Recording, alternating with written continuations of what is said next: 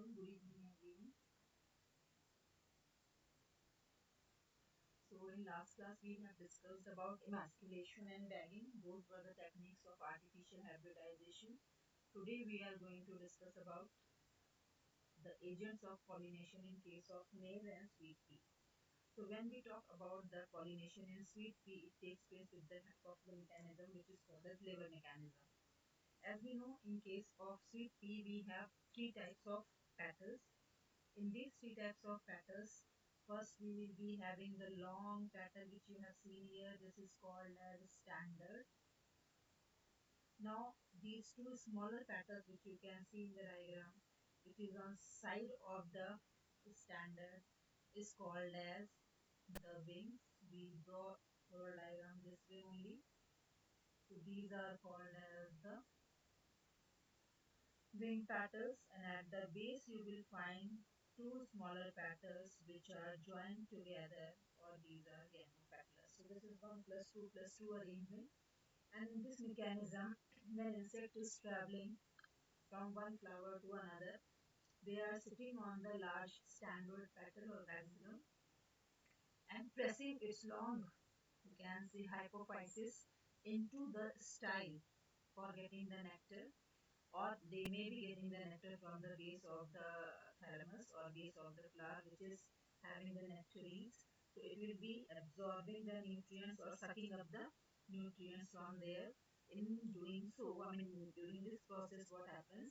The pressure is created in the keels and the wings, and these 9 plus 1, this arrangement of stamen is called as 9 in group, 1 is separate. So this 9 plus 1 stamen will be touching the underside of the insect. So the pollen grains will be attached in the body of the or on the body of the insects. If this insect is already carrying some pollen grain of the same species, pollination occurs on this flower, or if it is traveling to the next flower, the same process happens, that the pollen grain which it is carrying from this flower will be pollinating the stigma of the another flower. So in this way, cross pollination takes place in pea plant by the lever mechanism. The spelling is Lever, lever mechanism, in case of pea plant. Now we have to discuss the pollination mechanism in the corn, that is maize. So corn cob, if you have seen, it is having the dull colored flowers, and in this flower, male and female structures are present on the different places. As we can see, these male inflorescence or tassels are present at the top, and the female inflorescence are present at the base. So here chances are there that these hanging stamens are releasing pollen grains with the slightly blowing wind, which may be traveling from one branch to other and transferring the pollen grains to these styles, beautiful silky style-like structure is coming out from the female corn cob-like structure, female flower. So it will be trapping, or you can say receiving, the pollen grains from the plant. But the fact is this, in this corn or maize plant, maturation timing is different in male and female flowers. So you see, the male flowers mature earlier than the female flowers. So most of the chances are there that there will be a cross pollination, because if dichogamy is there, then chances of maturation, and or you can say chances of self pollination is very rare. Now, with this, the topic of pollination is over. Now we are proceeding to the next topic, that is fertilization. Let's complete this statement which is given here. The question number 1 is given: pollination is the process of transfer of what? Transfer of pollen grains from anther to stigma. The two kinds of pollinations are, that is called as self-pollination, and what is next? That is cross-pollination.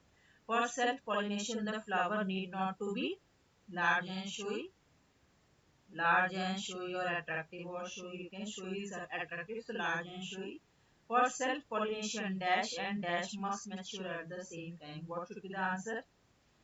What should mature at the same time? Stamen and carpel. In some of the books, you may consider instead of stamen they are writing anther. That is also correct. And instead of carpel they are writing stigma. So both the answers are correct. You will get full marks on this. self-pollination does not yield what? Varieties. Which kind of varieties you will never get in the self-pollination? That is new varieties, because no new combination you will find. In dash pollination, there is much wastage of dash. So, in which pollination wastage takes place? In cross pollination, there will be wastage of pollen grains because they are transferred from one plant to other. This was a small exercise we have done. Now let's proceed to the major topic, that is fertilization. As we all know, process of fusion of male and female gamete is called as fertilization. But before discussing this particular process, we have to discuss the site of formation of male and female gamete and the structures which is shown over here. So let's say, what is pollen grain? When we talk about pollen grain is a very small structure having two membranes, outer exine and inner intine. Exine is made up of a thing which is called as sporopollen, a toughest material present in the plant, and the inner layer which later on comes out from the germ pore. This line then will be dissolved. So this is intine structure is making pollen tube, and this intine is made up of pectocellulose. Here the nucleus which is present inside the pollen grain is a haploid nucleus. Why haploid? Because it was formed after meiosis or reduction division. So this is one of the haploid nucleus. But soon this haploid nucleus will be dividing itself and producing the two nuclei. And what are those two nuclei? Making two cells, you can say. So in this pollen grain, when you will be producing two cells, these two cells will be larger, will be the tube cell, and this smaller lens shaped cell. This larger cell which I am making on the outer side, this larger cell is called as vegetative or tube cell with the larger nucleus, and the smaller nuclei which is produced is the generative cell. Ultimately, what will happen? This is called as two-celled stage. This is called as two-celled stage. Now we are proceeding to the three-celled stage. In this three-celled stage, what happens? This generative nucleus, which is again haploid, will be producing two male gamete. This pollen tube is produced from the intine from germ pore. So your tube nucleus is moving forward, followed by the two male gametes. So this is the tube nucleus followed by two small structures, and these two smaller structures are two male gamete, and this stage is called as three-celled or mature stage of pollen grain. Now you can see the similar diagrams given here. They are not giving you the first diagram directly, they are giving you second, third and fourth diagram. So this stage which you can see, this is the result of this stage where you are having this pollen grain, having this exine and a single nuclei. This is single haploid nuclei which is resulting into this two-celled stage where I told you this smaller structure. Here they are giving you the unequal division, and they have mentioned tube nucleus upper one, but practically this lens shaped structure is called as generative cell and the larger one is called as tube, but no problem, you can go as per your book. So two nuclei are produced. In detail you will study that in 12th. So here you can see the two nuclei are produced, where first is called as what? The bigger one is called as tube nuclei or the vegetative nuclei, and the smaller one is called as generative nucleus. Now this generative nucleus is responsible for the formation of two male gametes. But when pollen tube is formed, you have to see carefully that tube nucleus is taking the first position, followed by the generative nucleus, and this generative nucleus will be dividing and giving rise the two male gametes. So ultimately two male gametes are produced from one generative nucleus. This was all about the male part. Now let's move to the female part of the plant that we know, that is called as pistil. So in this pistil we are having three parts that we already know, that is ovary, style and stigma. Stigma and style is just acting as a passage for the transfer of receiving. Stigma is receiving the pollen grains and style is just acting as a passage for the movement of the pollen tube till the site of fertilization, which is embryo sac. Now this structure is called as the ovary. Inside ovary what is present? Ovule is present. Inside ovule what is present? Embryo sac is present, and inside the embryo sac what is present? Egg cell is present.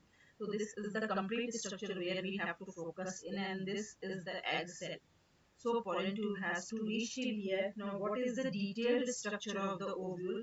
I am trying to give to you. Already it is given here that the membranes of the ovule, if you are drawing the membranes of the ovule, I will be having the diagram of the pollen grain, and at the same place I will be giving you the diagram of the ovule. Let's see what are the structures that will be more clear to you. So ovule usually consists of two membranes, and these two membranes are called as integuments, outer and inner. So outer integument is what? Outer integument is, just a minute. Outer integument and inner integument are making the boundary of the ovule. So when we discuss about ovule, this ovule you can draw in this way also. The outer integument, the inner integument, this is closed end which is called as chalaza. This is the stalk of the ovule which is called as funicle, and these two integuments are there. So they are just giving you the circular structure, but integument is like this. This is the outer integument and this is inner integument. Now inside this upper portion where it is locked, consisting of some of the cells, and the cells of the ovule are basically called as nucellus, which is given here, the diagram. So nucellus is nothing else but the cellular component of the ovule, which you can draw in this way, honeycomb-like structure. Then micropyle is the mouth of the ovule. So this opening which you can see here, this opening can be called as micropyle, whereas this closed end or head of ovule is called as chalaza, which is not mentioned here. Now inside ovule what is present I already discussed. The ovule consists of another structure which is called as embryo sac.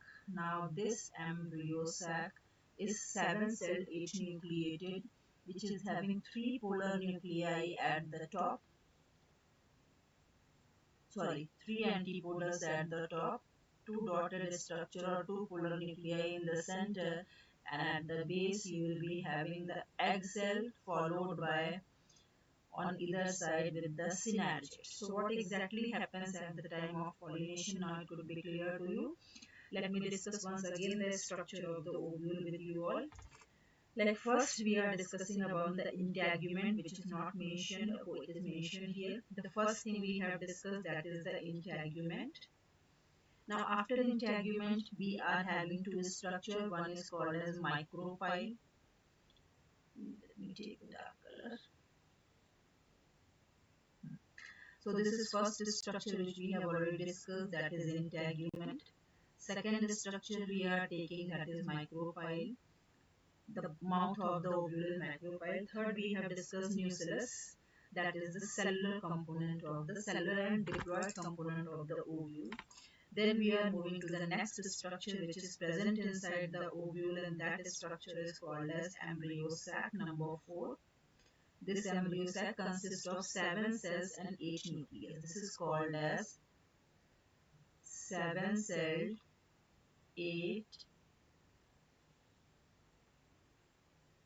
nucleated structure. So we are having 1, 2, 3, 4, 5, 6, 7 cells, but in the central cell you will be having 2 nuclei. That's why it is 7-celled 8 nucleated. So what are those cells? Let's see once again. When we talk about antipodals, those are 3 labeled over here. Number 5 is 3 antipodals. Number 6 is 2 synergids on either side of egg. Number 7 is your egg. And these 2 polar nuclei present in the center, ultimately these 2 polar nuclei of the cell will fuse together, and then it will be termed as secondary nucleus, which is diploid in nature. Now we can discuss about the process of fertilization. Hope this diagram is clear to you all. Now we will be discussing the process of pollen pistil interaction and fertilization ultimately. So in this diagram, if you can see, first of all, first step start with the transfer of pollen grain at 2-celled or 3-celled stage at the stigma. So if pollen grain is of compatible type, it will germinate. If it is non-compatible of different species, it will be removed. Suppose this is compatible pollen grain, so it will be germinating and tube nucleus will keep on pushing the pollen tube which grows down as all along the length of the style and reaching to the ovule. At ovule, it will be having three options for the entry. If it is going from the chalazogamy, if it is going by the micropyle, porogamy, it may be possible it may go from the integument, that is called as mesogamy. But in your book, you have to only focus this site, that is porogamy. Through the micropyle, you can see pollen tube is entering.